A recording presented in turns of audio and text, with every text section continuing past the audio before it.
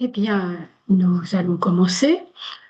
Tout d'abord, merci beaucoup d'être présent ce soir. Merci d'avoir répondu à nouveau à notre invitation. Merci de participer avec nous à tout ce questionnement sur le corps énergétique. Et puis, j'en profite pour nous excuser, enfin, nous dire combien nous sommes désolés d'avoir dû annuler la conférence il y a 15 jours et la décaler aujourd'hui. Il se trouve que mon centre laryngé, dont nous allons beaucoup parler ce soir, pas du mien, mais de celui de l'humanité, en l'occurrence mon centre de laryngé, refusait absolument de me donner le pouvoir de la parole. Donc j'étais bien incapable d'assurer cette conférence. Voilà, donc ce soir, c'est notre troisième conférence du cycle qui a pour titre Amour du cœur et déploiement de la créativité humaine. Alors bien sûr, comme à l'ordinaire, nous allons commencer par un petit rappel de là où nous en étions arrivés. Ah, excusez-moi, ça refuse de m'obéir. Ça c'est embêtant parce que si mon diaporama n'obéit pas, Tu vas essayer les flèches. c'est ce que j'essaye. Mhm. Tu sais avec la souris, peut-être? J'ai pas mis la souris.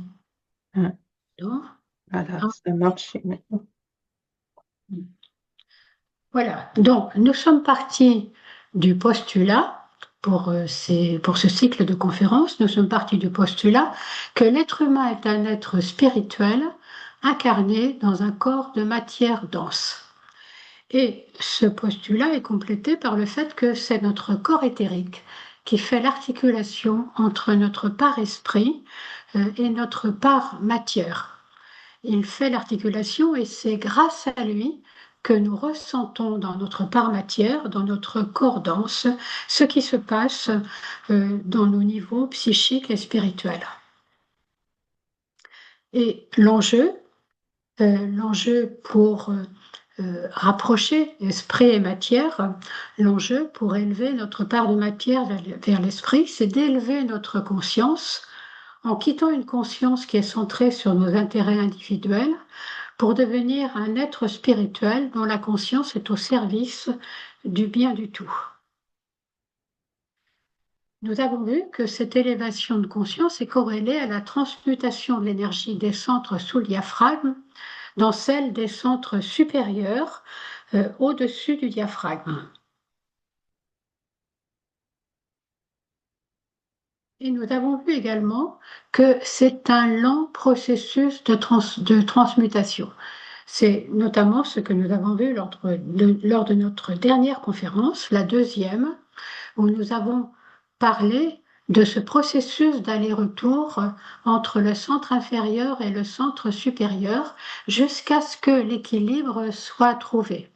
Puisque nous parlions tout à l'heure justement du processus de transfert en lui-même entre deux centres.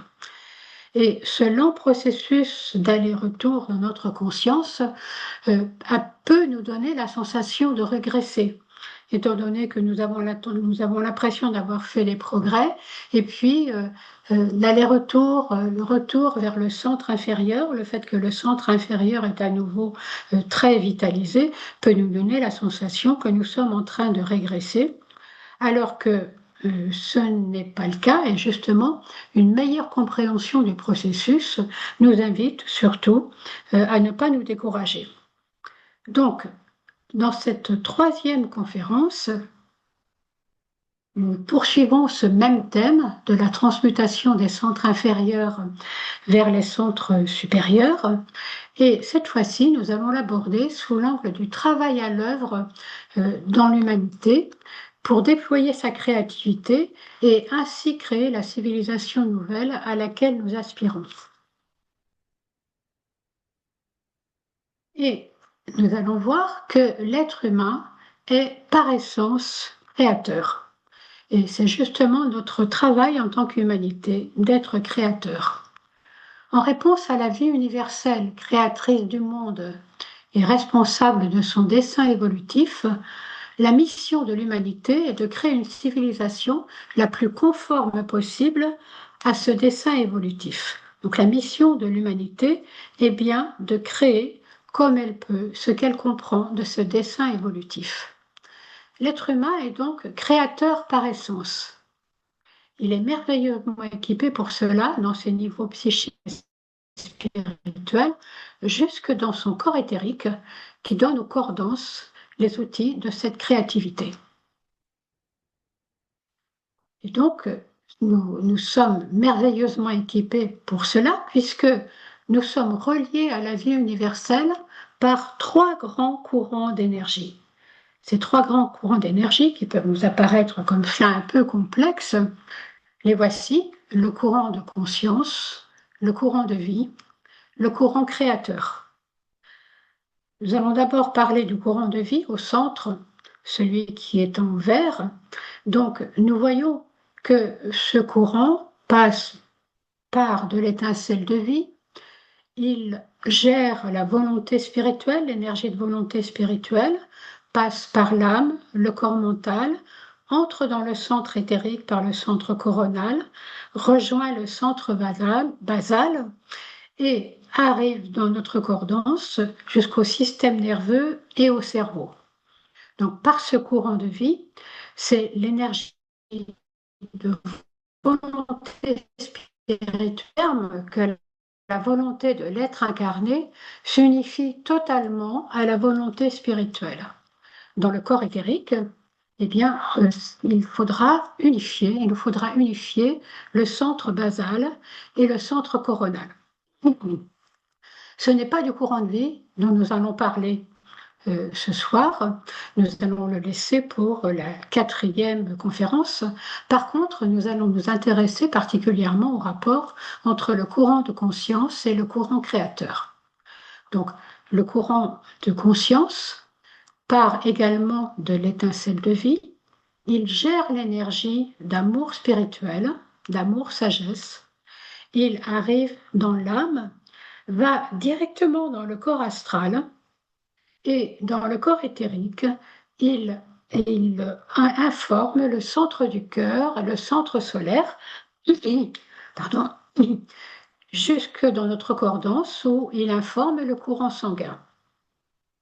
Donc, par le courant de conscience, c'est l'énergie d'amour-sagesse qui afflue et elle permettra à terme que les intérêts séparateurs et égoïstes se transforment en inclusivité et en intérêt de groupe. Pour ce faire, une étape essentielle sera la transmutation d'énergie du centre solaire vers le centre du cœur. Voyons maintenant le courant créateur. Par lui, c'est l'énergie d'intelligence active qui afflue. Donc il part lui également de l'étincelle de vie. Il œuvre avec l'énergie d'intelligence active, d'intelligence spirituelle, arrive dans l'âme, arrive dans le corps éthérique où il informe le centre laryngé et le centre sacré, et jusque dans nos cordances, dans notre cordance, informe les cellules du corps. Donc, par le courant créateur, l'énergie d'intelligence active permettra à terme à l'être humain de créer des formes en harmonie avec le dessein et en harmonie avec le dessein et avec les plans de la vie universelle.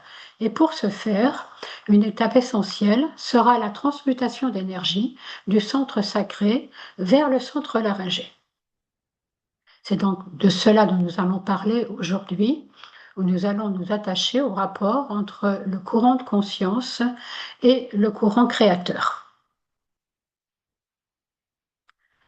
Alors, revenons à nos petits schémas habituels, où là nous voyons donc sur le schéma avec les deux triangles à gauche, nous voyons ces deux lignes d'énergie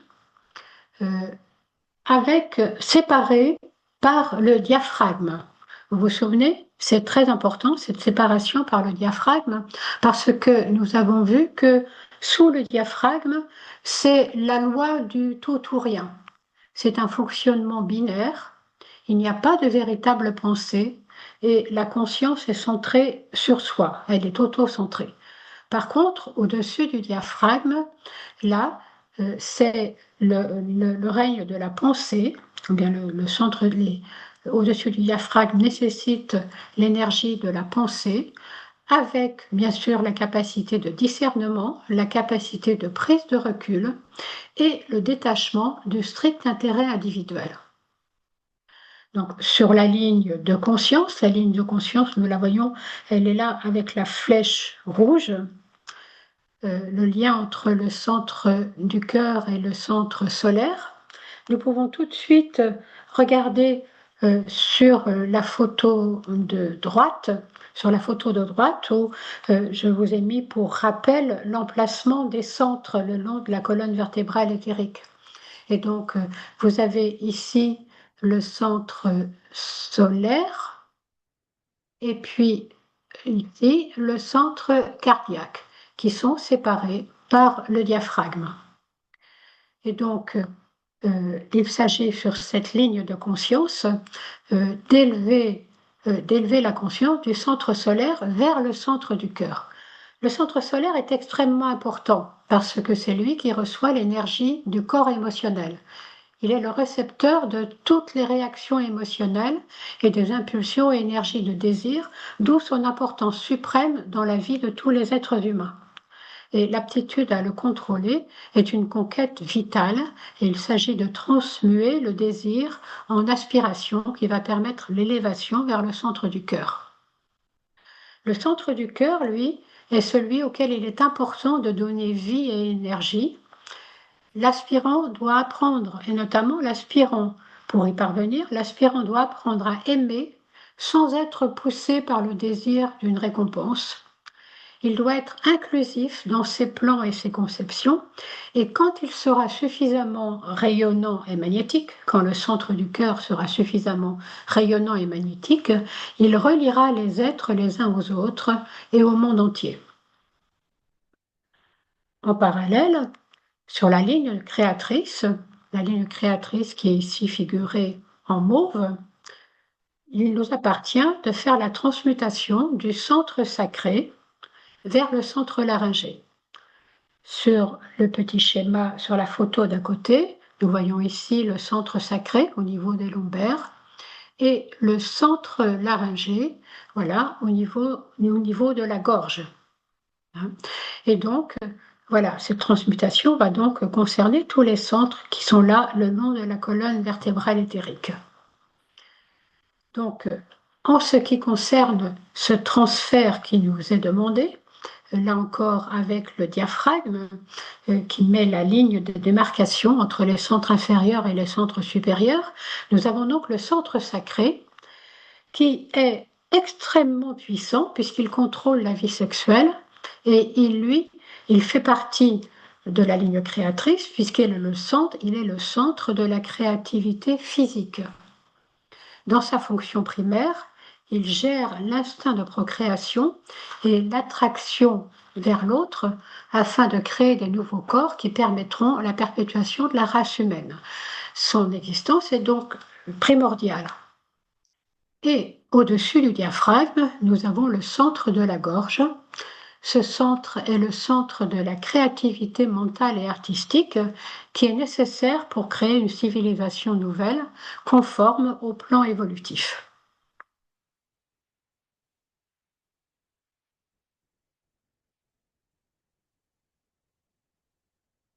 Petit rappel, ce long travail d'expansion de conscience est déjà commencé pour nous depuis longtemps. Heureusement, aucun de nous n'est entièrement dominé par l'égoïsme et la séparativité. Nous avons déjà fait beaucoup de progrès pour amener le centre du cœur à une activité partielle. Une activité partielle, ce qui ne veut pas dire qu'il est totalement éveillé. Et pour éveiller aussi des aspects du centre de la gorge. Nous entrons dans chaque incarnation avec un équipement qui est le produit des expériences des vies précédentes. C'est pour cela que nous continuons progressivement ce travail d'incarnation en incarnation. Nous le savons, c'est un long processus et il est important, bien sûr, juste de constater et de ne pas nous décourager.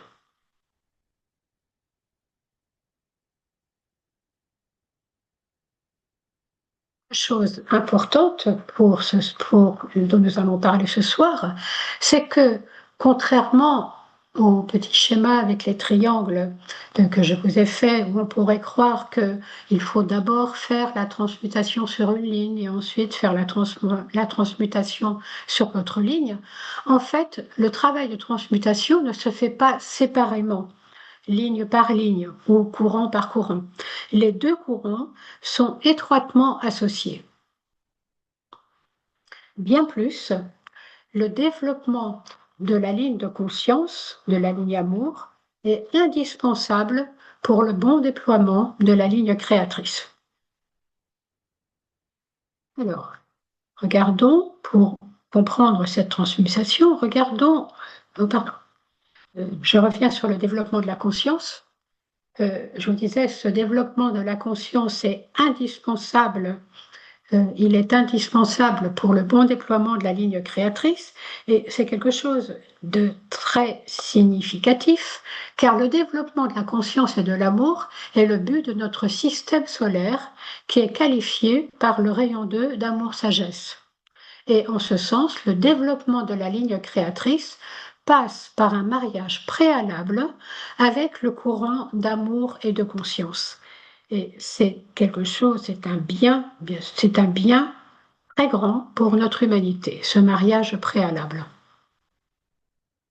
Alors regardons justement ce mariage préalable qui se passe déjà sous le diaphragme. Sous le diaphragme, le mariage préalable entre la ligne créatrice et la ligne de conscience provoque la fusion entre l'amour, on pourrait dire l'amour tendre, et l'instinct sexuel, entre la ligne de conscience et justement la ligne créatrice avec le désir sexuel. Cette fusion de l'amour et du désir sexuel va impliquer l'émergence de qualités particulières qui sont absolument primordiales dans la relation sexuelle. Mais regardons ce qui se passe à nouveau dans ce transfert d'énergie. Nous voyons là l'énergie, le centre sacré, qui va vers le centre solaire. Et à partir de là, ces deux énergies vont pouvoir s'élever vers le centre du cœur. Et ensuite, au-dessus du diaphragme, continuer vers leur route pour venir activer le centre laryngé. C'est donc à la fois l'énergie de l'amour égoïste et l'énergie du désir sexuel qui sont élevées vers le centre du cœur à la lumière de la conscience et de l'amour-sagesse. Et ce phénomène de rassemblement sous le diaphragme et d'élévation ensuite vers le centre du cœur est absolument primordial puisqu'il implique l'émergence de qualités qui vont être très nécessaires pour une bonne réalisation de la relation sexuelle. Ces qualités sont d'abord la prise de conscience de l'autre dans son altérité, la spécificité de son désir, l'existence de son consentement. Vous voyez là, nous avons là le mariage des deux lignes d'énergie. C'est également, bien sûr, le respect à l'autre, l'attention au plaisir ou au déplaisir de l'autre. Et c'est aussi la prise de conscience de la responsabilité de procréer en donnant à une âme l'opportunité de s'incarner.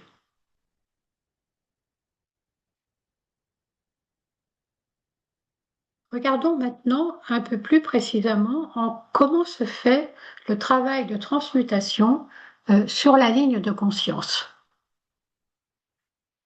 Donc, nous avons vu que déjà dans le centre solaire rassemble les énergies des centres inférieurs pour les distribuer vers les centres supérieurs.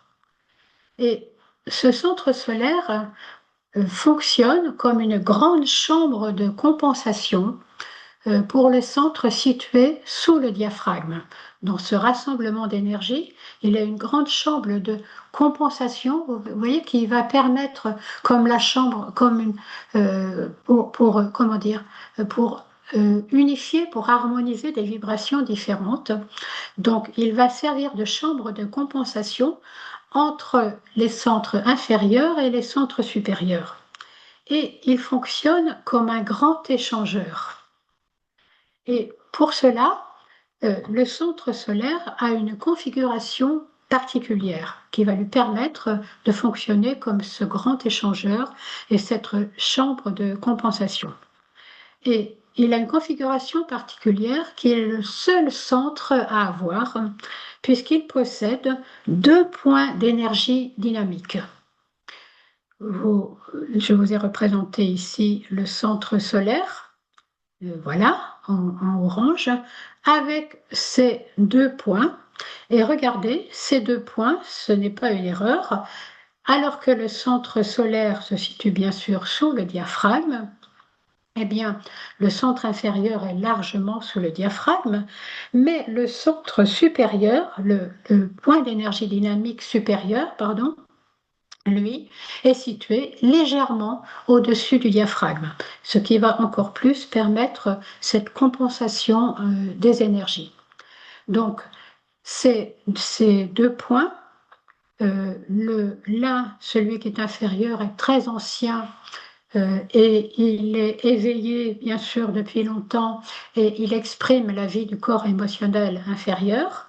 L'autre, le point supérieur, le point d'énergie dynamique supérieur, attend d'être éveillé par l'énergie de l'âme. Tout ceci donne au centre solaire une importance dominante à cause de cette concentration d'énergie qui soumet l'humanité à une pression extrême. Mais c'est aussi, pour l'humanité, l'opportunité de transmuter et de raciner cette énergie. C'est un véritable raffinement qui s'opère ainsi sur la ligne de conscience afin de pouvoir transférer ces énergies dans le centre cardiaque. Regardons maintenant comment se fait ce travail d'ouverture progressive sur la ligne de conscience. C'est bien sûr, nous nous en doutons, c'est l'orientation et la nature des désirs qui va conditionner le progrès. Est-ce qu'il s'agit de désirs égoïstes, de désirs matériels, de désirs spirituels? Globalement, à quoi la personne aspire-t-elle? Quand le centre du cœur s'éveille, l'aspirant perd peu à peu le sens de séparativité et devient inclusif. Continuons ce questionnement sur comment transmuter l'énergie du centre solaire vers le centre cardiaque. Eh bien, c'est d'abord un travail sur notre caractère. Parfois, on me dit, c'est la méditation. Non, à ce niveau-là, ce n'est pas la méditation. C'est d'abord un travail quotidien sur notre caractère. Par exemple, si une personne a un tempérament irritable, nerveux, on lui dit en général d'être un peu plus calme, de cultiver le détachement, d'obtenir la maîtrise d'elle-même, de transformer sa hargne et sa mauvaise humeur en sérénité et douceur. Mais qu'est-ce que cela signifie sur le plan intérieur? Sur le plan intérieur, cela veut dire qu'il doit substituer à l'activité du centre solaire, à laquelle passe l'énergie du centre émotionnel, il doit substituer à cette énergie le rythme de l'âme qui produit le détachement et l'harmonie. C'est donc cet effort de substitution de la vibration supérieure du centre du cœur à la vibration inférieure du corps émotionnel qui est le travail véritable sur le caractère. Et c'est important d'en avoir conscience. D'avoir conscience du fait que du fait de ressentir le fait que l'on passe d'une vibration inférieure à une vibration supérieure que nous pouvons vraiment ressentir dans notre corps.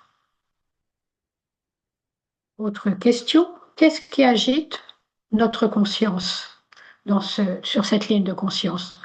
Eh bien, des questions sur mais qu'est-ce que c'est que l'amour véritable?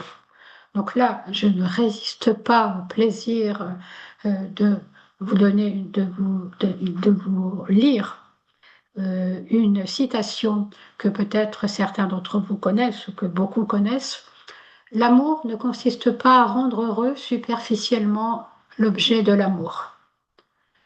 L'amour est une sagesse qui voit loin, qui cherche à maintenir vivante chez l'objet aimé la sensibilité qui garantira le véritable progrès.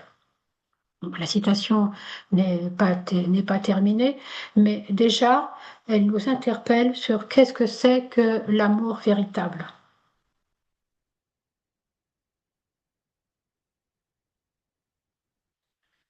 Notre expérience de l'amour et de son juste exercice se développe en fait tout au long du processus d'équilibre et de déséquilibre qui caractérise le transfert d'énergie du centre solaire vers le centre cardiaque. Et c'est un discernement progressif qui nous éveille à des questions comme sommes-nous intéressés, sommes gentils pour l'autre quand nous répondons au désir de l'autre?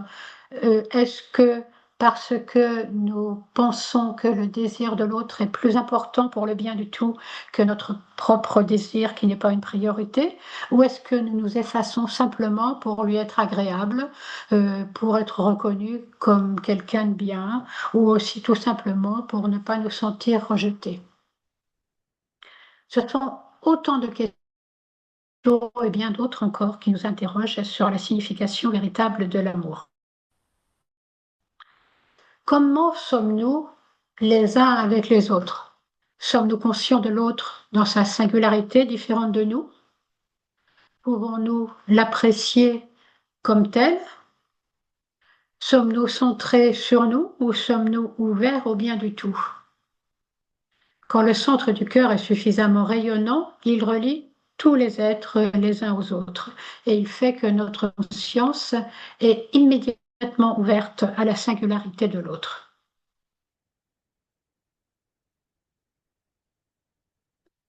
Encore d'autres questions? Qu'est-ce que la vraie responsabilité? Nous savons que le centre du cœur ne peut réagir qu'en rapport avec l'énergie de groupe et qu'en rapport avec le bien du groupe. Il ne réagit jamais à l'intérêt d'un individu seul. C'est pour cela que le centre développer, éveiller le centre du cœur implique le développement du sens des responsabilités. C'est d'ailleurs à cela que c'est un excellent indice qui nous est donné pour savoir si notre centre du cœur ou si le centre du cœur commence à s'éveiller. Mais là encore, le sens de la responsabilité peut comporter bien des écueils. Et le mirage de la responsabilité nous guette souvent. Par exemple, comment discerner entre la responsabilité qui nous incombe et celle qui vient seulement nous donner le sentiment d'être important? Au nom d'un idéal, nous allons prendre de plus en plus de responsabilités au risque de notre santé ou en délaissant nos responsabilités quotidiennes.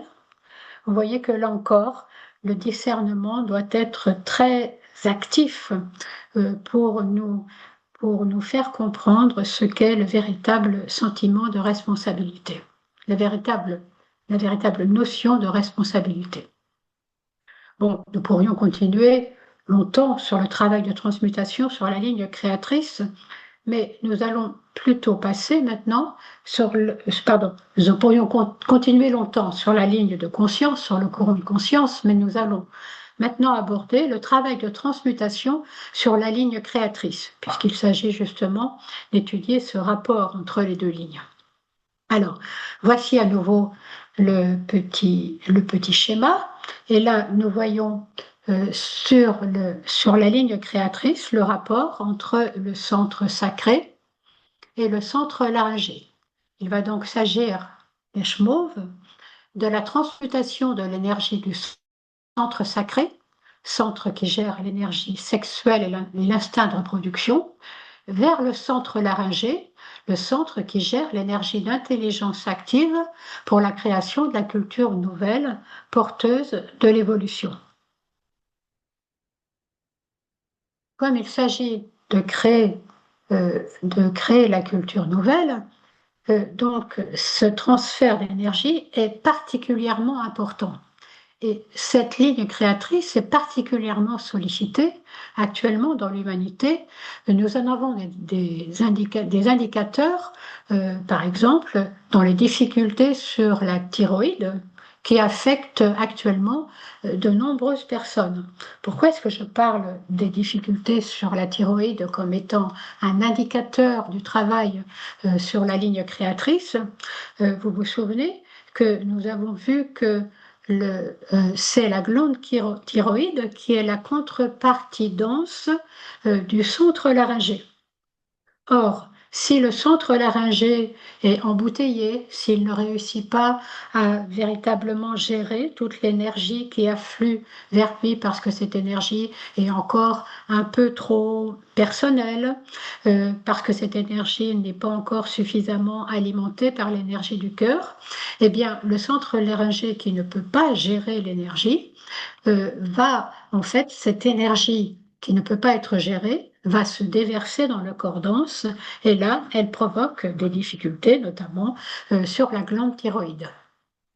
Par contre, quand l'éveil créateur se manifeste dans les arts, que ce soit la littérature, la peinture, la musique, ou dans l'organisation de groupe, le travail de groupe, ou par une réalisation qui bénéficie au monde dans sa toute petite dimension, l'énergie trouve alors une issue normale. De surcroît, le courant créateur est d'autant plus stimulé qu'il reçoit l'impact de l'énergie du rayon 7 qui nous pousse à créer une civilisation nouvelle. Cette énergie du rayon 7, c'est l'énergie de la loi, de l'ordre, de l'organisation, et c'est l'énergie qui va nous permettre, qui va nous donner les moyens de créer jusque dans la matière, d'incarner les idées jusque dans la matière et de créer une civilisation nouvelle. Et nombre de difficultés actuelles de l'humanité nous indiquent la sollicitation importante de ce courant créateur. Et notamment, parmi ces difficultés actuelles de l'humanité, celle que je vais aborder en premier, et ce n'est pas la moindre, c'est la problématique sexuelle qui interpelle actuellement fortement la conscience de l'humanité. À quoi est-ce que je fais allusion quand je parle de la problématique sexuelle qui interpelle actuellement l'humanité? Cette problématique, c'est par exemple le récent mouvement MeToo, qui nous interpelle sur le respect des rapports entre l'homme et la femme et sur la gestion de la sexualité. C'est aussi les mouvements homosexuels, c'est aussi le mouvement homosexuel, le questionnement, les mouvements sur le genre et sur le transgenre qui interpellent fortement la conscience de notre humanité, et c'est un bien que notre conscience soit ainsi interpellée. La question en jeu concerne bien sûr le centre sacré, et ce centre sacré est très actif dans notre humanité et il est important qu'il le reste et il restera actif parce que il est nécessaire, encore une fois, pour que l'humanité puisse donner des corps aux âmes qui cherchent à se manifester et qui vont continuer le processus évolutif. De plus, le rayon 7 stimule la conscience sur la problématique sexuelle, car il gouverne le processus d'incarnation de l'esprit dans la matière et d'incarnation jusque dans la forme. Et en mettant la lumière sur la problématique sexuelle, qui est en fait aussi vieille que l'humanité, il nous pousse à la mettre au travail dans la conscience, alors que jusque-là, elle restait cachée et elle restait dans le non-dit.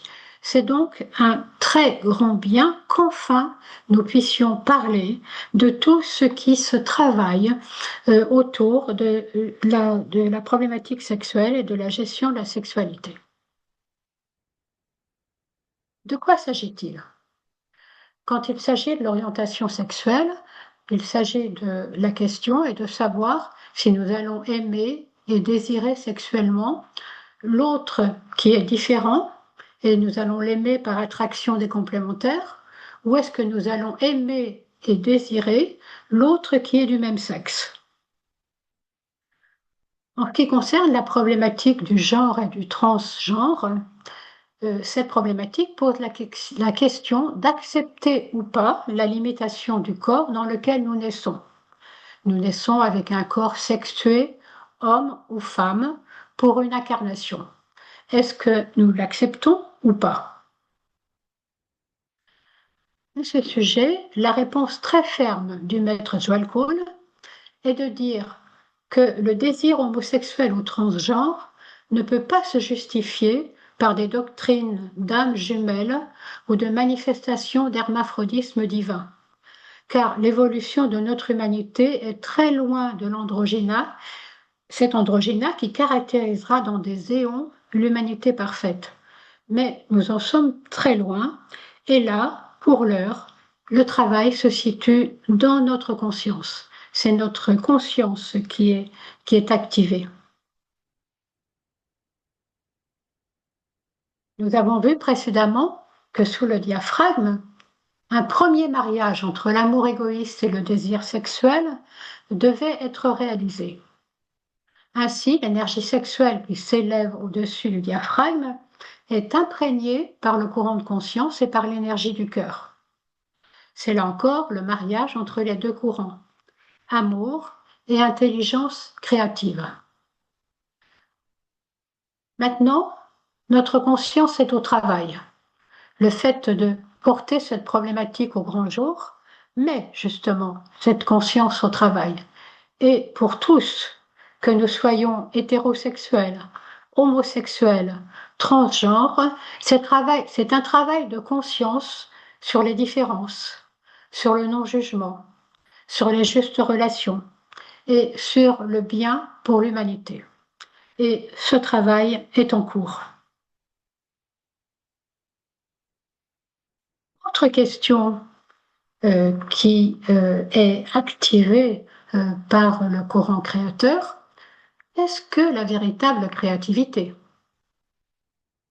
Nous avons déjà vu que l'ouverture des centres au-dessus du diaphragme nécessite l'énergie de la pensée. Nous venons de voir aussi que le courant créateur sollicite particulièrement le plan mental.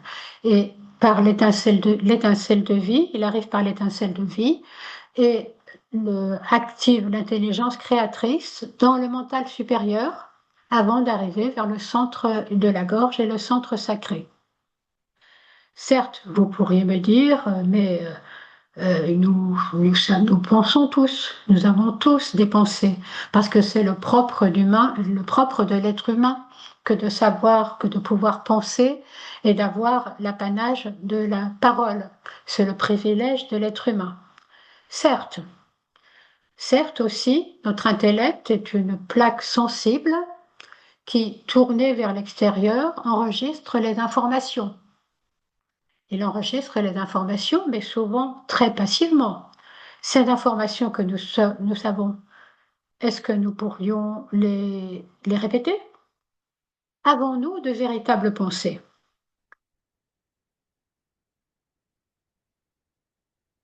Et justement, cette question nous entraîne à réfléchir sur ce qui est appelé la pensée réflexive. La pensée réflexive, c'est-à-dire une pensée qui vient nous interroger. C'est une pensée qui est active. Certes, nous pouvons enregistrer passivement une opinion quand nous entendons quelqu'un énoncer une opinion. Nous pouvons aussi la dupliquer, la répéter, ou au mieux nous inscrire en contre, hein, juste simplement dire que nous ne sommes pas d'accord. Mais si nous en restons là, ce n'est pas une véritable pensée.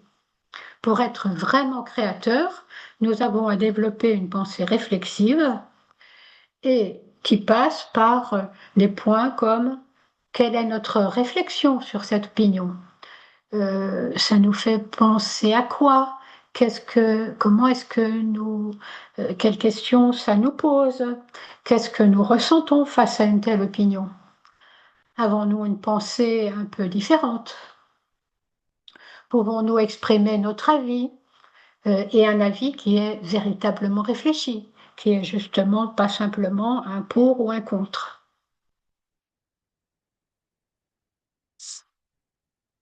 De surcroît, notre intellect est aussi appelé à se tourner vers l'intérieur et vers le haut. Pas notre intellect, quand il est l'agent de notre personnalité, ou bien même l'agent de l'âme, il enregistre les informations qui nous viennent de l'autre ou qui nous viennent de l'extérieur. Mais il est aussi appelé à se tourner vers l'intérieur et vers le haut.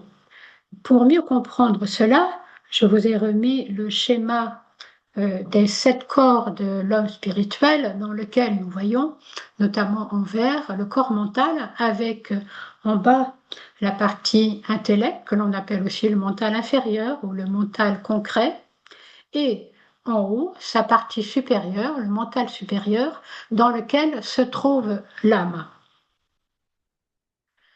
Et donc notre intellect est appelé aussi à se tourner vers le haut, là où nous avons accès à l'énergie de l'âme.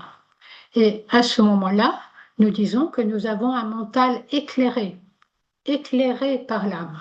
Et c'est ce mental éclairé qui va nous permettre d'être véritablement créateurs, car il va nous apporter le nouveau qui nous vient de l'âme. La créativité qui construit le nouveau va aller chercher les idées sur le plan de l'âme, dans le mental supérieur. De plus, il nous est dit que le pouvoir créateur ne peut être confié à l'être humain avant l'éveil du centre du cœur. Là encore, c'est le mariage nécessaire et préalable entre le courant de conscience et le courant créateur, car si ces pouvoirs étaient confiés à l'être humain avant l'éveil du centre du cœur, eh bien l'être humain pourrait en faire une utilisation totalement égoïste et néfaste pour l'humanité. Autre question qui nous interroge sur la ligne créatrice, celui du pouvoir guérisseur de la parole. Le pouvoir guérisseur de la parole est une question qui est très active dans le cadre des thérapies de la parole ou des thérapies qui s'appuient sur la représentation.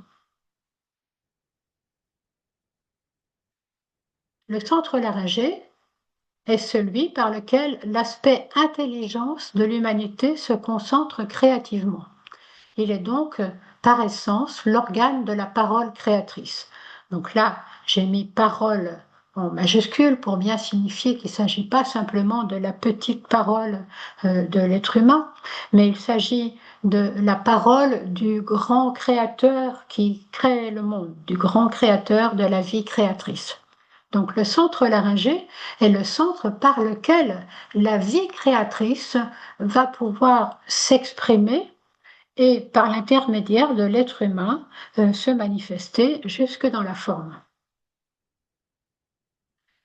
Et parler, représenter nos ressentis ou notre souffrance, c'est sortir de la confusion émotionnelle.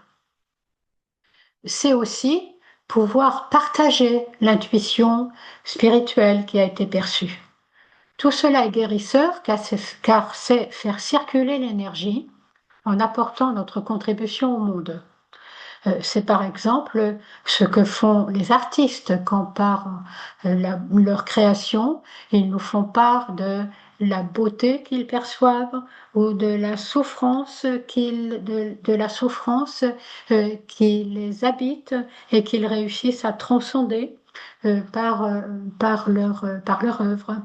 C'est aussi les artistes qui vont, par leur pouvoir créateur, faire partager l'intuition spirituelle qu'ils viennent d'avoir.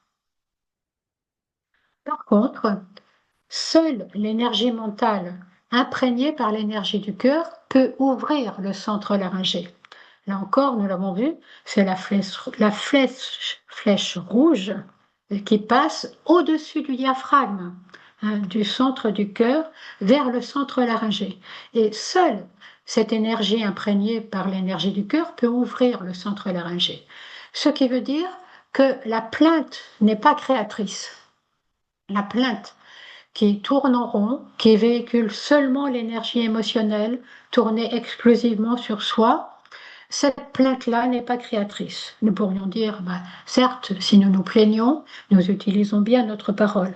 Certes, mais ce n'est pas une parole créatrice, car il n'y a pas de volonté ou d'aspiration à l'élévation. Et d'ailleurs, nous nous en rendons bien compte, car quand nous entendons le ronronnement de la plainte habituelle, par exemple, chez quelqu'un, nous finissons par avoir beaucoup de mal à l'écouter, parce qu'en fait, la personne roule sur elle-même, hein, elle pleure sur elle-même, mais elle ne nous adresse pas véritablement, elle n'adresse pas véritablement sa parole à l'autre.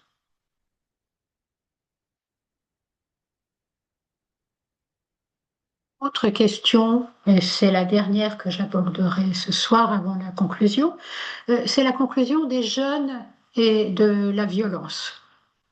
C'est une question que je n'avais pas prévu d'aborder et j'ai été fortement interpellée par cette accumulation de violence qui nous est véhiculée par les médias, où les faits de violence des jeunes paraissent de plus en plus fréquents et inquiétants. On parle sur le plan pénal, quand il s'agit de violence, comme ça on parle de passage à l'acte, sur le plan pénal et aussi sur le plan de la psychologie. On parle alors de passage à l'acte, et bien sûr, ce passage à l'acte est très loin de la créativité. Et que se passe-t-il? Que se passe-t-il pour ces jeunes qui pourtant ont à créer le monde de demain?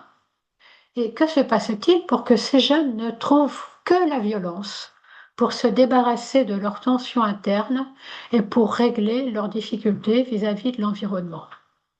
Donc là, je n'ai pas du tout la prétention d'avoir des solutions, ni même un raisonnement bien construit sur le sujet, mais seulement quand même de poser des questionnements et de commencer peut-être un débat. Si nous voyons à nouveau sur le schéma des transferts d'énergie, qu'est-ce qui se passe dans ces cas-là quand il y a passage à l'acte? Quand il y a passage à l'acte, eh bien, l'énergie qui s'accumule, l'énergie de colère qui est dans le centre solaire, ne peut pas se transférer vers le centre du cœur et elle fait retour direct vers le centre sacré, qui est le centre de la manifestation concrète, et donc elle dégénère en violence. Elle ne trouve pas d'autre issue que celle de la violence qui s'exprime via le centre sacré. Ce que quand l'être n'a pas accès à la prise de recul apportée par la pensée, il est alors sous la seule emprise de son corps émotionnel et de son plexus solaire, et l'énergie ne peut circuler que par un passage à l'acte dirigé soit sur son environnement ou soit sur lui-même, ce qui existe également. Alors, est-ce que nous pouvons essayer de questionner tout cela? Essayons de nous dire, mais qu'est-ce qui empêche l'élévation vers le centre du cœur? Alors, pardon.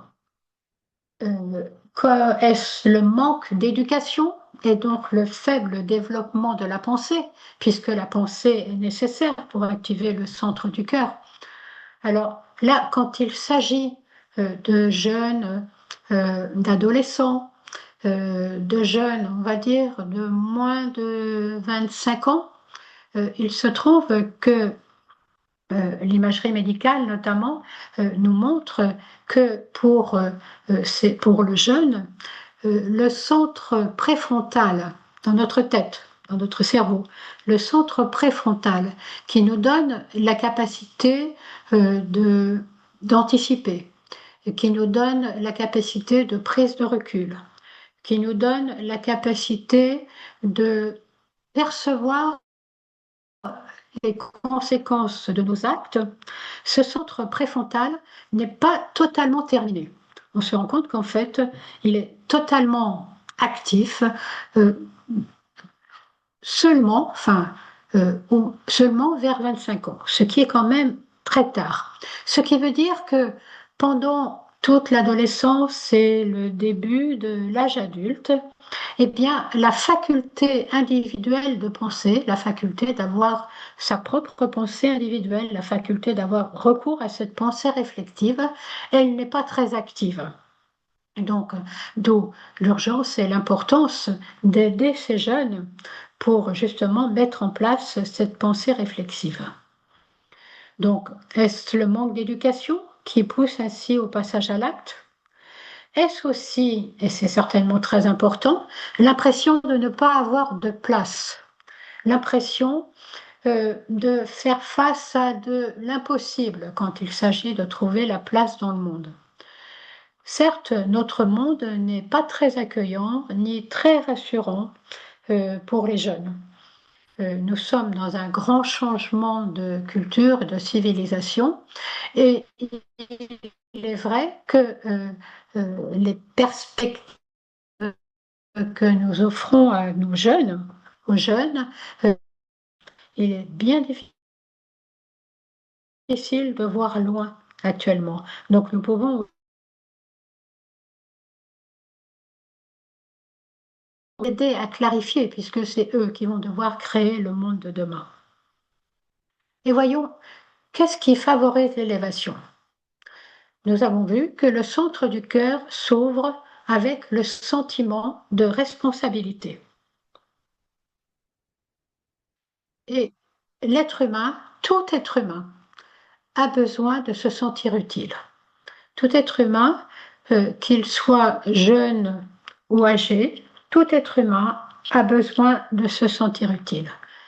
Servir, contribuer selon ses possibilités est une des lois de l'âme. Et c'est pour cela que l'expérience de responsabilité est primordiale pour que le jeune ne devienne pas antisocial. Et euh, c'est ce que nous disait déjà le maître Dwalcool quand il parle des problèmes dans les problèmes de l'humanité, je crois, ou dans l'éducation dans le Nouvel Âge. Il disait qu'il était absolument nécessaire de donner aux jeunes l'expérience de responsabilité, parce qu'elle est primordiale pour que le jeune ne devienne pas antisocial et justement accède à l'énergie du cœur. J'en arrive maintenant à la conclusion, avant de vous passer la parole. Une conclusion rapide. D'une part, les transferts en cours nous donnent des indications sur les difficultés actuelles de notre humanité. Peut-être ces indications vont-elles nous aider à apporter des réponses appropriées, ou en tout cas vont-elles stimuler notre questionnement. Le travail de l'humanité est d'être créatrice et de mettre en œuvre le plan évolutif en assumant sa responsabilité vis-à-vis de la planète et des règnes humains. Nous avons à créer ce monde futur. Nos difficultés actuelles sont en fait la conséquence de la poussée de l'âme pour que nous construisions une civilisation plus inclusive. Donc, essayons de ne pas dramatiser, mais plutôt de voir dans ces difficultés les conséquences de la poussée de l'âme qui nous entraîne à clarifier et à faire des expansions de conscience de plus en plus inclusives. Et en dernier, c'est bien sûr l'éveil du centre du cœur et l'ouverture de notre conscience au bien du tout qui nous permettront d'y répondre. Merci de m'avoir écouté. Avant de vous passer la parole, juste quelques petites infos. La prochaine conférence aura lieu le 24 septembre 2025 à 20 heures et elle aura pour titre L'avènement de l'être spirituel.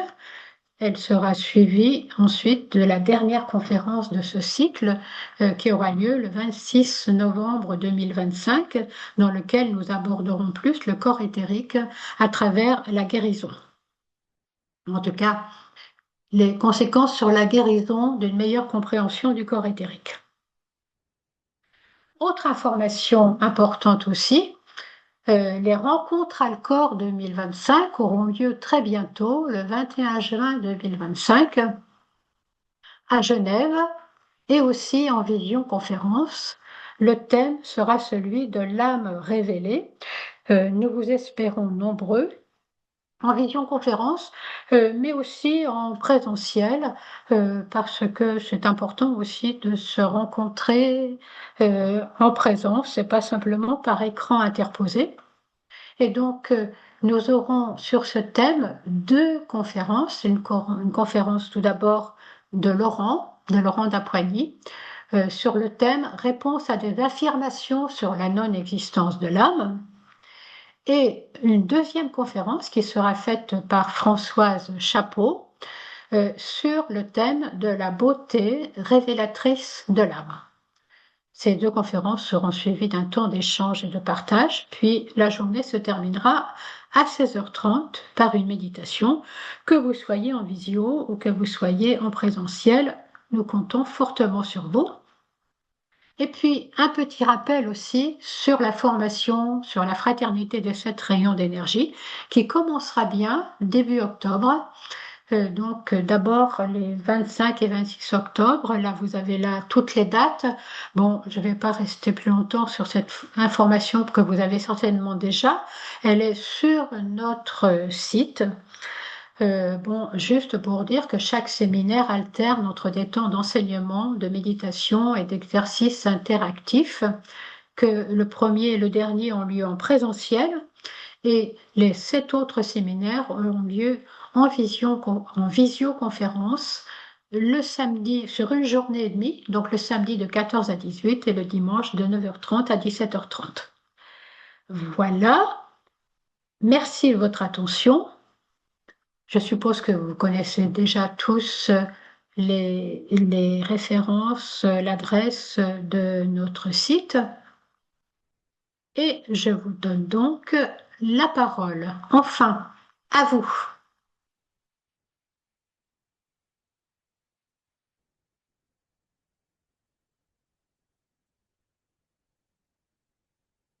Il faut que j'arrête le partage? Alice? Oui, je crois, oui. On peut arrêter le partage Voilà.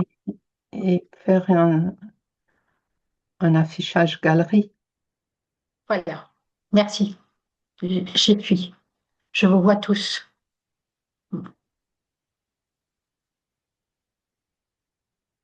Bien.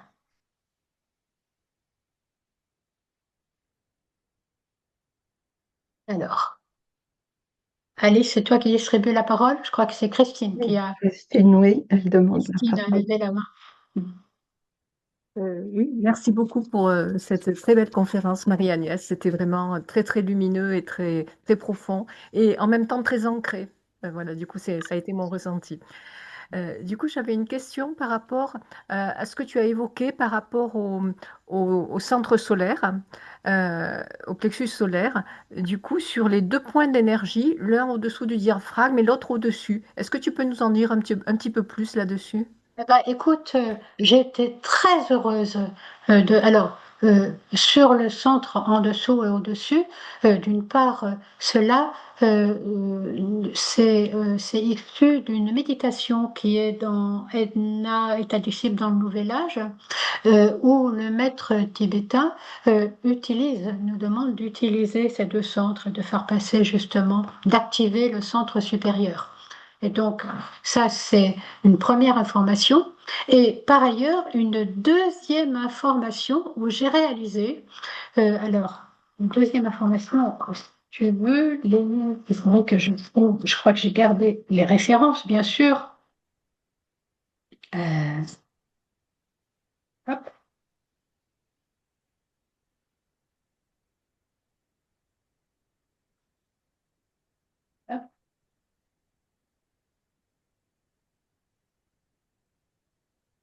hop, je croyais les garder.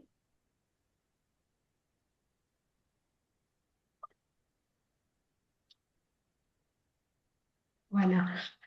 C'est dans, le livre 6. Ah, c'est lequel le livre 6? Non, ça, le livre 6 c'est Edna 1, État de disciple dans le Nouvel Âge 1. Et ben, je ne vais pas pouvoir te donner là la référence. C'est pas grave. Euh, mais je l'ai gardée, mais comme j'ai pris beaucoup de notes, je pourrais la retrouver, où effectivement, il apparaît que le centre, le point dynamique qui est à l'intérieur du centre, qui est en réalité plus en profondeur dans le centre solaire, ce point est situé légèrement au-dessus du diaphragme. D'accord. Mm. Mais pardon, j'ai du mal à me le représenter. Du coup, il y a tout chakra est un vortex d'énergie, voilà, du coup. Et donc, du coup, si j'ai bien compris, dans le plexus solaire, au lieu qu'il y ait un seul point central, ce point est en Il y en a deux. il y en a Il y en a deux. deux. Il y en D'accord. a deux. Oui. Et c'est vraiment une spécificité du plexus solaire. Ouais, je ne C'est savais le pas, du coup, seul mais centre, c'est le seul centre qui ait cette configuration et c'est très important pour comprendre son rôle de chambre de compensation justement entre l'énergie inférieure et l'énergie supérieure, ce qui explique aussi que ce centre, en fait, on pourrait dire, allez, le centre solaire, on le gère et puis on passe à autre chose. Pas du tout. Il va rester actif tout au long de la vie du disciple jusqu'au bout. C'est un centre qui est actif, puisque c'est aussi le centre qui nous permet d'être en contact les uns avec les autres, y compris avec quelqu'un qui est justement dans l'émotion et euh, de, de pouvoir, notamment c'est important en thérapie ou dans une simple discussion, de pouvoir accueillir aussi et, comment dire, se mettre au diapason avec l'énergie de l'autre. merci beaucoup, ouais. Merci beaucoup, Marie-Agnès.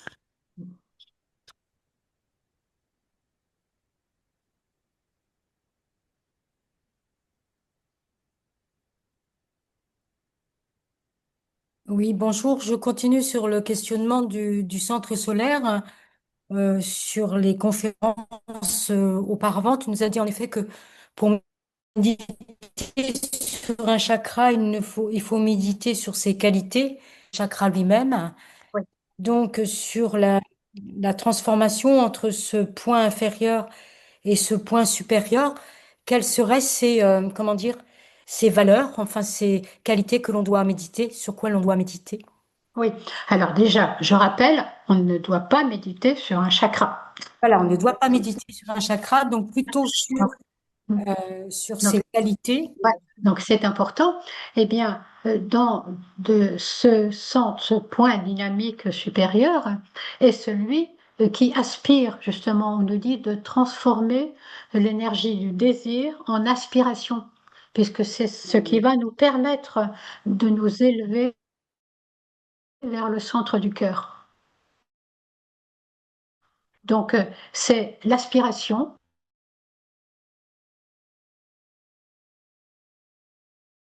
la responsabilité.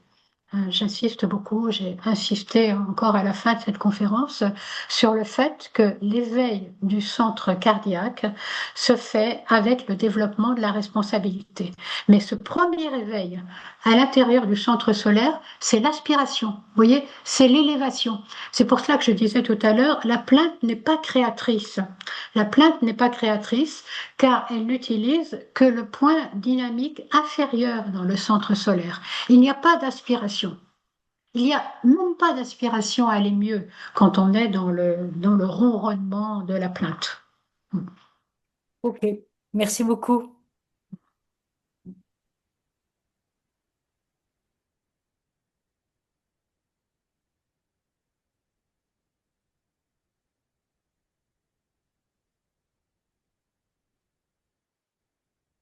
Alors, autre question, qu'est-ce que ça vous a inspiré?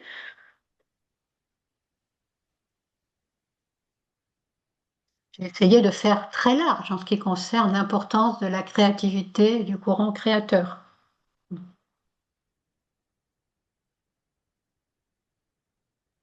Alors moi, j'ai pas trop bien compris. Justement, le premier, je sais pas, je devais pas être assez centré sur entre le courant de vie et le courant créateur. Tu nous as fait trois Oui, schémas et oui. j'ai pas trop bien compris entre le courant de vie et le courant créateur la différence. Pour moi, Non, c'était la même chose. non, pas du tout. Voilà. Le courant de vie, c'est celui que nous aborderons la prochaine fois quand nous parlerons de l'avènement de l'être spirituel. Donc, Oui. dans ce courant de vie, c'est vraiment la volonté spirituelle qui est en jeu. C'est la volonté spirituelle qui vient fusionner avec la volonté individuelle d'être en incarnation. Vous voyez? Et donc, des centres, c'est la fusion entre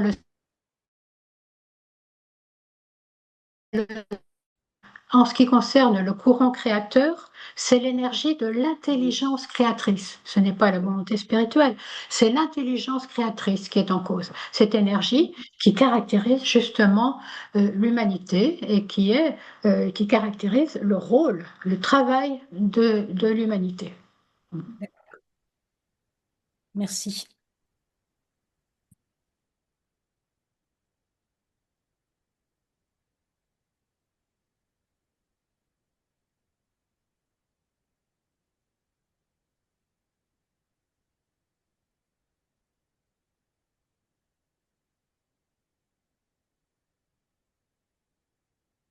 Ben, j'ai encore une question.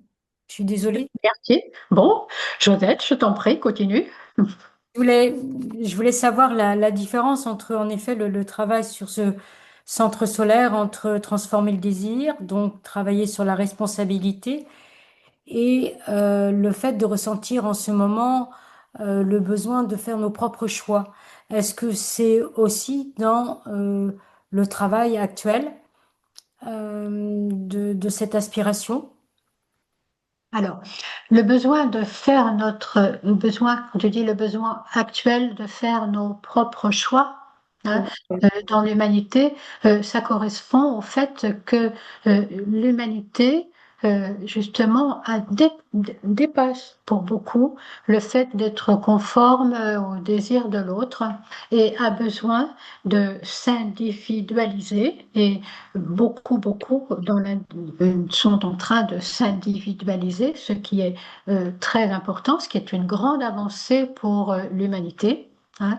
Et ce besoin de faire nos propres choix, c'est à la fois le résultat de la mise en place de la pensée réflexive, et ça va être aussi ce qui va contribuer ensuite à l'émergence de la personnalité.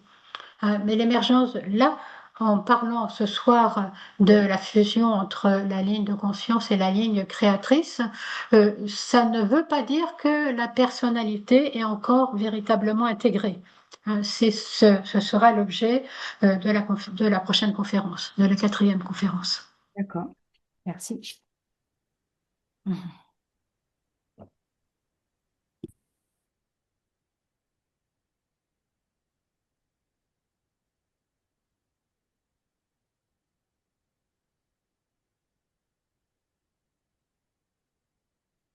d'autres questions?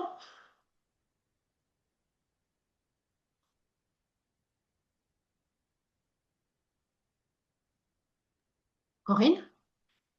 J'ai l'impression, Corinne? Non? Max, c'est Laurent. Tu as parlé de la violence là, par rapport à ce qui se passe en ce moment. Et est-ce qu'une solution pour apaiser cette violence, ce serait pas de proposer aux jeunes justement des centres de créativité où ils peuvent s'exprimer par la musique, par la peinture, par certainement autre chose, mais je pense qu'il faudrait qu'on insuffle justement plus de créativité dans la jeunesse que ce qu'il y a actuellement. C'est vraisemblable. Je pense que c'est une très, très, très bonne idée. C'est une très bonne idée. La créativité et aussi, comme je l'ai dit, faire confiance en donnant des responsabilités. C'est tellement essentiel. Euh, Récemment, un jeune voilà, je suivais un jeune qui justement était en train de virer dans l'asocial, dans l'antisocial, voilà, avec plusieurs rappels à la loi qui déjà avaient été faits alors qu'il était mineur encore. Hein. Eh bien, euh, euh, finalement, en alliance avec les éducateurs, on a fini par lui proposer de s'intéresser à un BAFA. Vous savez, comment dire, un BAFA, c'est-à-dire le diplôme d'aptitude à la formation d'animateur, hein, le brevet d'aptitude à la formation d'animateur. C'est quelque chose qui l'a transformé. Alors, ça ne veut pas dire que c'est gagné, hein, mais c'est quelque chose qui l'a véritablement transformé. Mais par contre, la difficulté immédiate, c'est que il veut pouvoir continuer et trouver à faire des stages, mais comme il est mineur, il a du mal à trouver à faire, il a du mal à trouver des stages. Mais bon, ça fait rien. Enfin, je veux dire, on voit bien c'est ce que d'ailleurs disait le maître John Cool, hein, à la fin de la guerre mondiale. Il disait faire confiance, faire vivre l'expérience des responsabilités, c'est ce qui permettra à l'être humain aux jeunes, de ne pas devenir antisocial.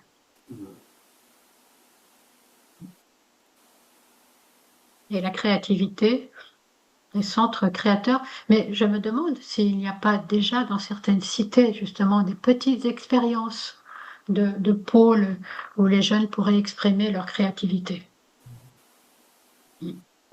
Il faudrait presque une nouvelle matière, euh, exprimer sa créativité euh, sans être fermé sur la musique, sur Oui, oui. la créativité dans le sens le plus large en fait. Mm. Poser dès, dès la sixième peut-être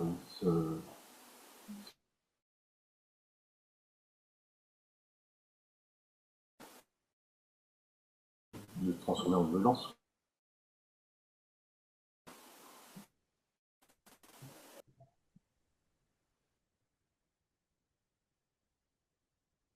Je crois peut-être aussi aujourd'hui, on éduque les gens à la dépendance, c'est-à-dire que il faut trouver un emploi.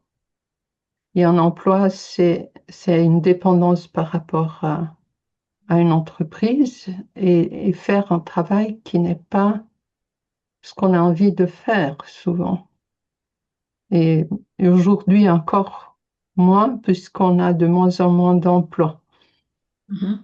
Mm. Alors, il n'y a pas de débouché pour la créativité personnelle Mm. et ouais, pour éviter la violence, c'est une frustration. Mm. Mm. Oui.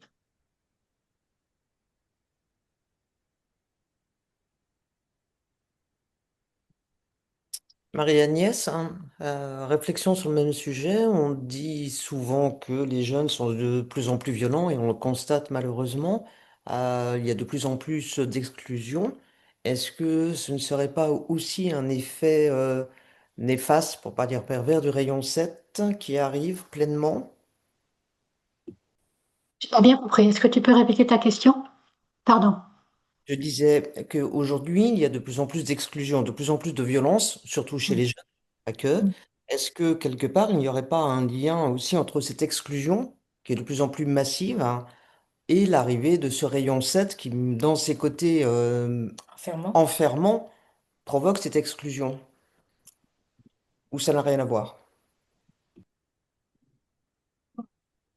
Le rayon 7, il est très organisateur, mais il a quand même tendance, enfin du moins dans ses aspects, justement dans ses aspects ouvrants, il n'est pas excluant en lui-même. Par contre, celui qui est le plus excluant, c'est le bon vieux rayon 6 qui n'arrête pas encore de nous influencer.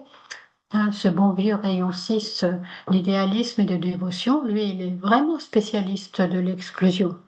Hein. Et c'est aussi lui qui active le centre, le corps émotionnel et le centre solaire.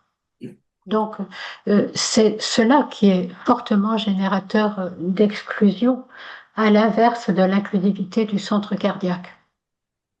Donc, ce rayon 6 d'idéalisme et de dévotion est là encore pour quelques dizaines d'années. Je pense que c'est surtout lui qui exclut. En plus qu'il est vraiment très actif dans la jeunesse, puisque c'est dans la jeunesse, c'est le corps émotionnel qui est aux commandes.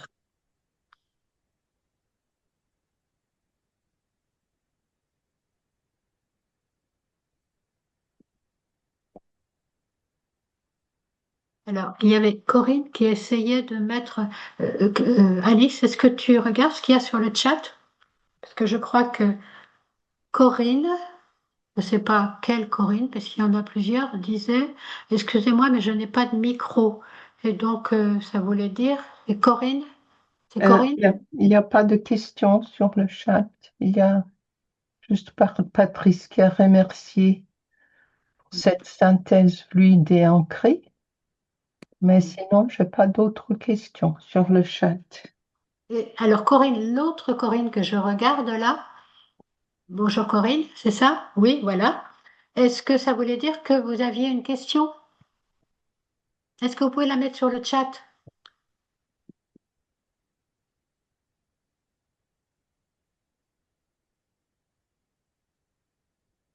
Ça marche pas?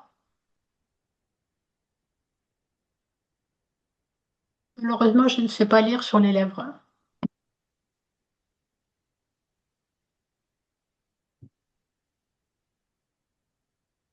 Voudriez-vous reparler de ce qui se passe quand l'énergie qui afflue dans le centre laryngé euh, ne peut pas s'élever?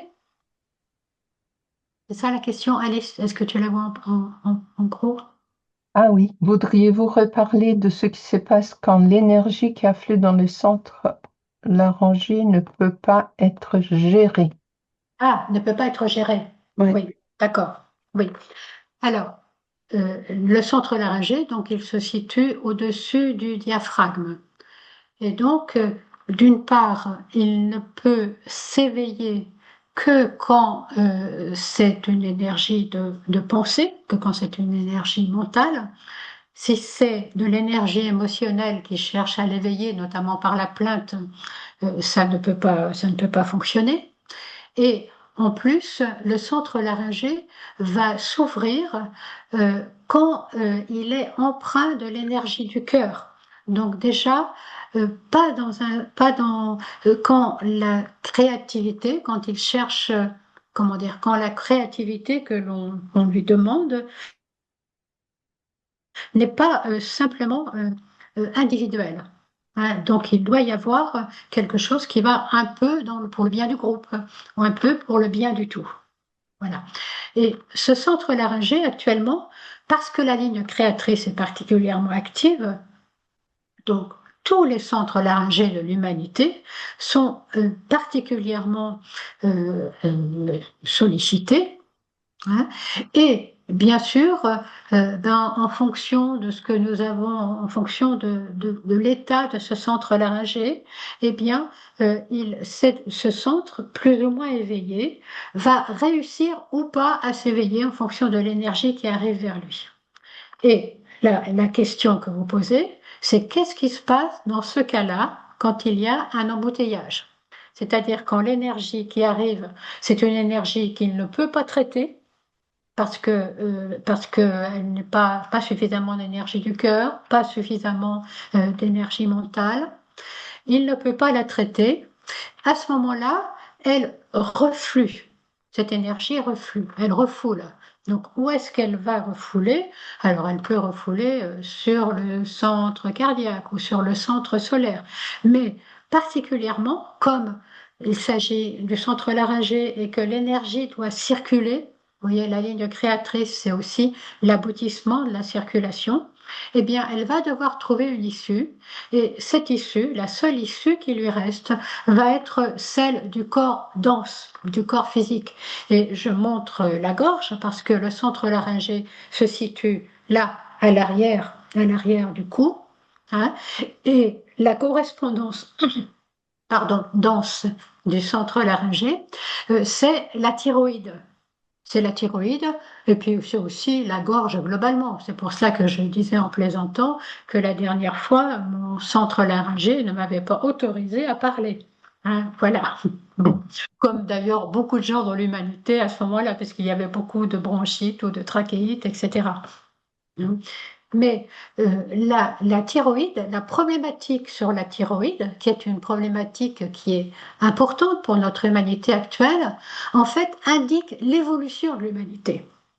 Elle indique le fait que le centre laryngé, que la ligne créatrice est active et que le centre laryngé s'ouvre de plus en plus. Alors ensuite, moi je ne suis pas médecin, ça peut déclencher une hypothyroïdie, une hyperthyroïdie, etc. Peu importe. Mais en tout cas, voilà, c'est-à-dire cette énergie, du coup, retombe dans le corps dense.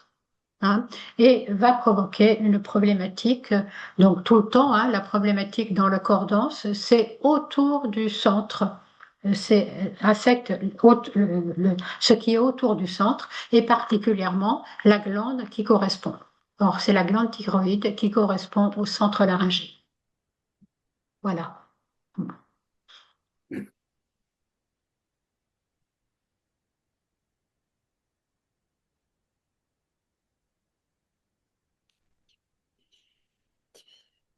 Bon, eh bien, s'il n'y a pas d'autres questions. Ah, Françoise, je ne t'avais pas vue. Bonjour Françoise. Bonjour à tous. Oui, moi j'ai juste une question, mais qui n'est pas tout à fait. Enfin, c'est pour m'éclaircir l'esprit. Quand Hein on veille de cette fin de vie, à la veille, à la mort, on dit qu'il y a deux lignes de vie du Sutratma. Il y en a un qui va dans le cœur et l'autre qui va dans la conscience. Enfin. Conscience, oui. Hum. Et celui qui part en premier, c'est celui de la conscience. Et puis quand vraiment la personne meurt, c'est le cœur, Oui, c'est la ligne de vie, oui. la ligne de vie. Donc, ça n'a rien à voir avec ce qu'on a développé ou c'est Alors, en concordance? merci pour cette question. Je me disais, quelqu'un va bien me la poser. Merci Françoise. Hein. Alors, effectivement, il y a ces deux grandes lignes, la ligne de vie et la ligne de conscience. On l'a vu via le Sutratma. Hein, c'est l'implantation de l'étincelle de vie et de l'âme jusque dans le corps dense. Hein, la ligne de conscience qui vient s'implanter dans le cerveau et la ligne de vie qui vient s'implanter dans le cœur. Là, j'ai rajouté une troisième ligne et je me suis dit, ça va protester. Bon non, il n'y a que toi qui proteste ou en tout cas qui remarque. Et la troisième ligne, c'est la ligne créatrice. Et cette ligne, elle est créée par l'être humain pendant son incarnation. Alors que le Sutratma Voilà, il nous est donné, et c'est ce qui fait que l'âme s'incarne et anime le corps dense. La ligne créatrice, elle, ensuite, elle est créée dans l'incarnation au fur et à mesure des expériences de l'incarnation. Donc, effectivement, c'est la troisième ligne que nous avons quand nous sommes en incarnation. D'accord. Très bien, merci.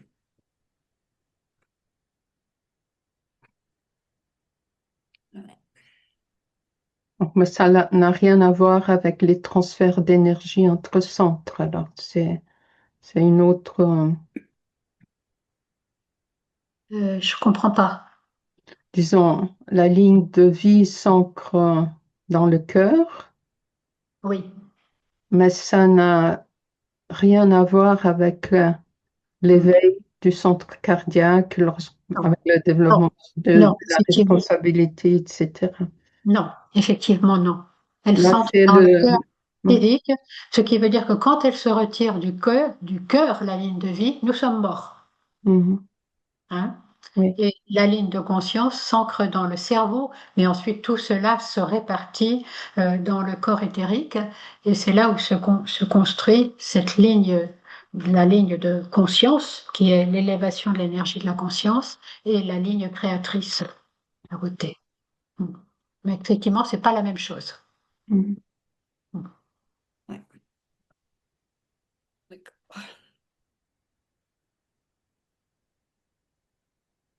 Bon, il est 21h30. Est-ce que votre silence veut dire que nous allons pouvoir conclure cette soirée? En tout cas, moi, je vous remercie énormément pour votre présence, pour vos questions. Il y a Gérard qui est. On te remercie, Gérard, Marie-Alice. pardon. Mets ton micro, Gérard.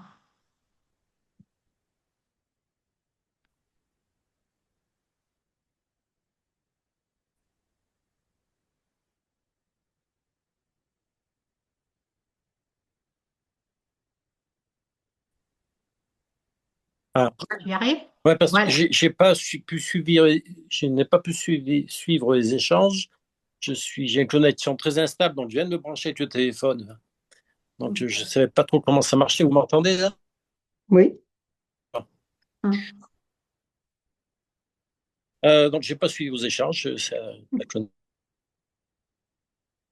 Alors, espérons que l'enregistrement sera Oui. réussi et que tu pourras regarder celui. Oui, j'espère.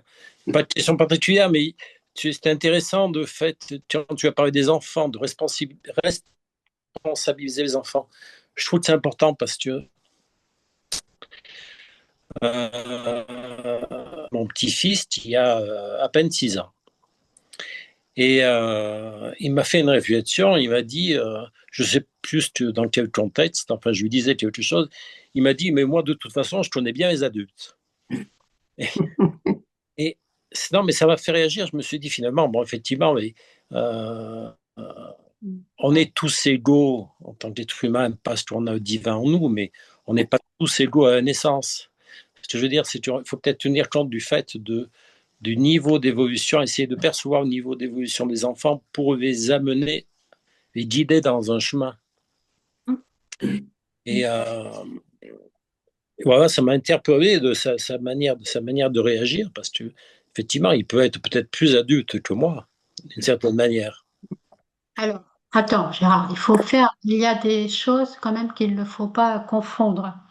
Hein, c'est-à-dire, il peut, et moi j'espère beaucoup que les enfants qui naissent ont une conscience plus élevée que la nôtre, que la mienne, hein, puisqu'effectivement ils vont devoir porter l'humanité plus loin en avant. Hein. Mais par contre, un enfant c'est un enfant. Un enfant, c'est un enfant et on ne va pas lui confier des responsabilités qu'il ne peut pas gérer simplement parce que son cerveau n'est pas capable de pouvoir les porter. Hein. Tout à l'heure, je vous disais, les jeunes 15-16 ans qui font de la violence, eh bien, il faut aussi tenir compte. Alors, d'une part, ils sont en danger, ça c'est certain. Mais il faut aussi tenir compte du fait que leur cerveau n'est pas totalement, du moins la partie du cerveau qui leur permet d'anticiper sur les conséquences de leurs actes et de développer la pensée réflexive, cette partie du cerveau n'est pas.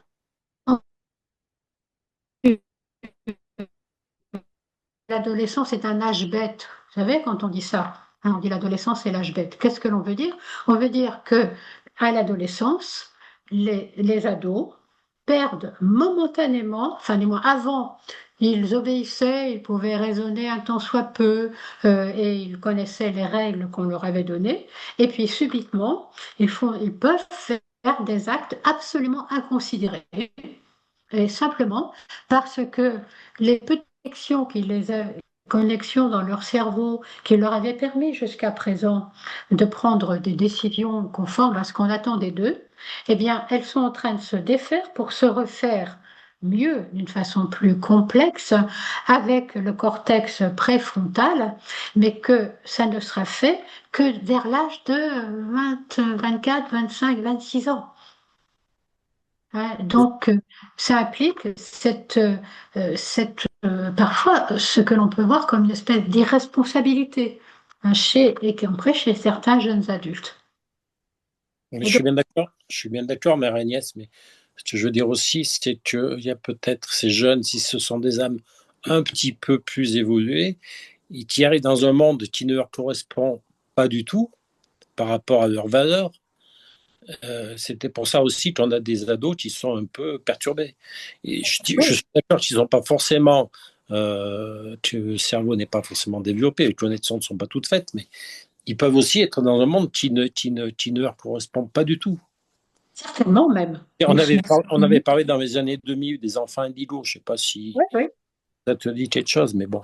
Donc effectivement, c'était des enfants qui, a priori, pouvaient être devenir des violents, des drogués, parce qu'ils étaient complètement déconnectés du monde qui les entourait. Mhm. Mm. Mais certainement. La question est complexe, mais enfin, c'est vrai que le travail auprès des jeunes, je pense, c'est très important. Puis c'est eux qui vont construire le monde de demain. Oui. Ouais. Oui, c'est un véritable problème. Ouais. Ok. Merci pour ta conférence, en tout cas. Merci Gérard. Bon, alors, eh bien, est-ce que nous allons nous séparer là-dessus? Oui? Non, Jérôme, tu voulais parler. Oui, juste une remarque sur, à partir de ce que tu nous as communiqué, que j'ignorais sur la formation du cortex préfrontal, qui me fait penser enfin, qui me questionne sur l'enseignement de la philosophie à l'âge qu'on a quand on est en terminale. Donc, euh, est-ce que ça serait une bonne idée de ne pas enseigner la philosophie à cette époque-là, mais plutôt de développer les ateliers de philosophie pour enfants qui existent déjà depuis quelques années? Est-ce que les enfants seraient plus en mesure d'apprendre à raisonner que les adolescents qui seraient dans une période transitoire du point de vue du développement du cerveau et qui ne comprendraient pas le sens de la responsabilité, par exemple? Je sais pas quoi te répondre parce que les enfants, on leur apprend à raisonner et ils raisonnent souvent avec comme point de repère les indications que leur ont données leurs parents.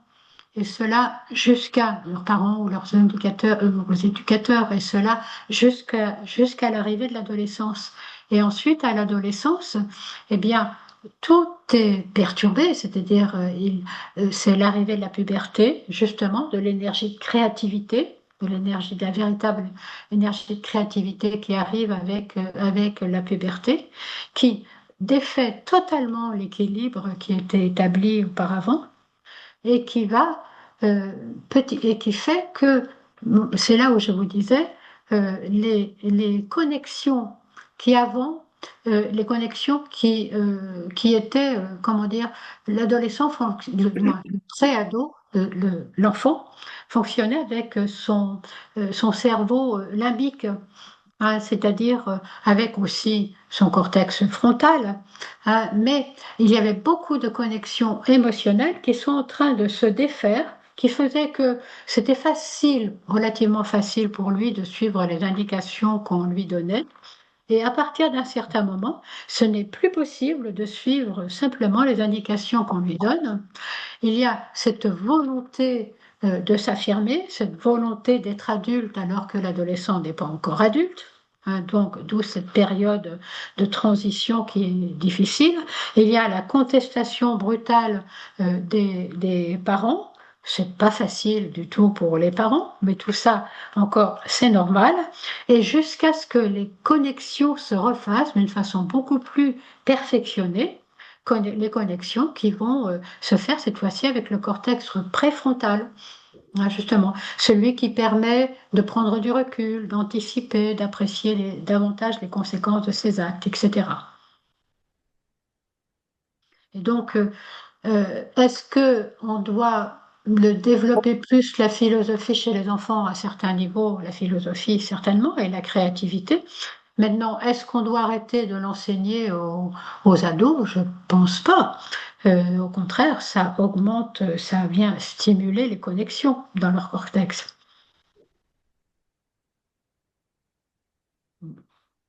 Merci. On voit mal supprimer la philosophie aux ados. C'est leur mettre, comment dire, ce serait, j'ai l'image de leur mettre un plancher sur la tête. C'est l'image qui me vient à l'idée. Un plafond très très bas, subitement. Voilà, c'est l'image qui me vient. Elle m'est très personnelle, Jérôme, excuse-moi.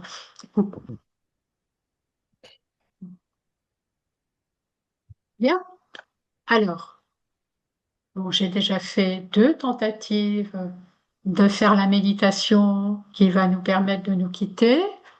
Est-ce que la troisième va être bonne ou est-ce que quelqu'un a des questions? Si vous avez des questions, c'est OK, hein? Non? Eh bien alors, nous allons nous quitter par notre petite méditation habituelle. C'est une méditation très courte, hein, c'est juste pour comment dire, nous recentrer ensemble, avoir cette conscience d'être ensemble. Alors nous fermons les yeux.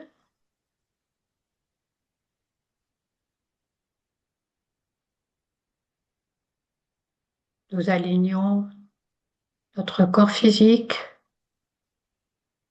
notre corps émotionnel, notre corps mental, et nous avons conscience d'être en contact avec notre âme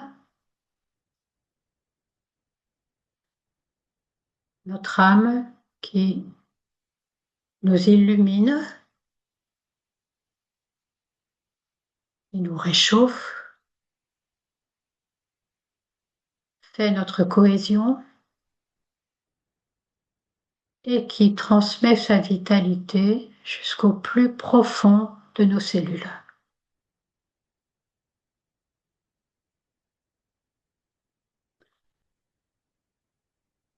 Nous sommes conscients en tant qu'âme d'être là tous ensemble et d'être connectés ensemble en tant qu'âme.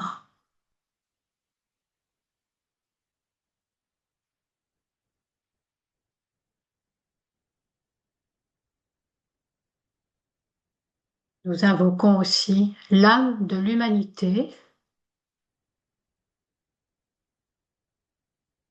qui est très active et qui pousse notre monde à évoluer et qui pousse l'humanité à créer cette civilisation nouvelle, plus juste, plus inclusive.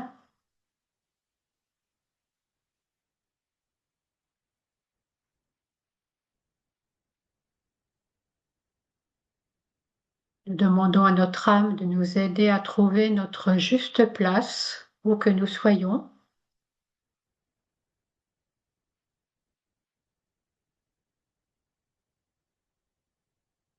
et de nous aider à contribuer à créer ce monde nouveau.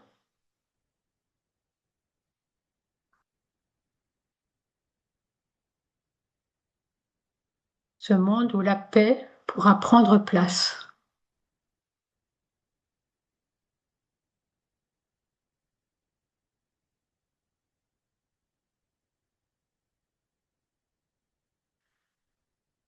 Que les forces de lumière apportent l'illumination à l'humanité. Que l'esprit de paix se répande de tous côtés. Puissent les hommes de bonne volonté se rencontrer partout dans un esprit de coopération. Que le don de soi de la part de tous les hommes soit la note clé de notre époque. Que la puissance soutienne les efforts des grands êtres.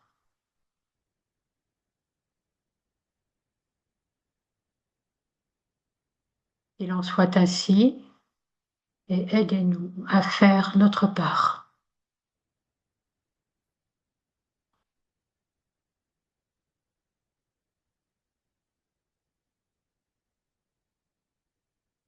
Merci.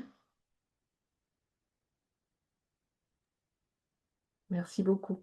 Merci. À bientôt. Merci. À tout bientôt. Aux rencontres Alcor, aux prochaines conférences, puis certainement aussi dans d'autres circonstances. Merci et belle soirée. Merci beaucoup. Au revoir.